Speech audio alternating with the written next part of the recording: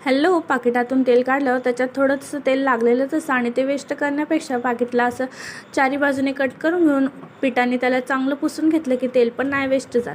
तर मग नंतर स्वयंपाक वगैरे करून घेतला आणि स्वयंपाक झाल्यावर मात्र असं वाटतं की पूर्ण आंघोळ केले का काय, कारण इतकी गरमी वाढलेली आणि चतुर्थी होतं म्हणून शिरा बनवलेलाच होता आणि ह्याच्या मित्रांचा डबा पण राहिलं होतं.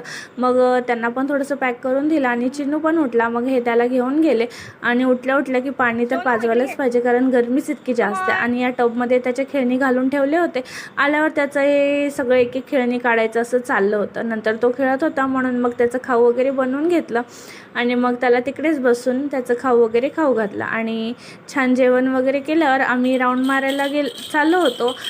आणि मग ह्याचे पप्पा गेटच्या बाहेर गेले आणि मी क्लिप घेण्यासाठी दाराकडेच थांबले होते. तर त्याचं पूर्ण लक्ष त्याच्या पप्पाकडेच होतं की मला एकट्याला सोडून चाललंय का काय, मला घेऊन न जाता. तर मग असं रडायला लागलं लगेच. मग राऊंड मारायला गेलो आणि तिकडे गेल्यावर हे दीदी त्यांनी भेटले. मग त्यांच्यासोबत थोडे फिरून गप्पा वगैरे मारून घरी आलो. मग चिन्नू घरी आल्यावर थोडंसं खेळला आणि मग झोपी गेला. तर असा होता आजचा दिवस. भेटूया परत, बाय.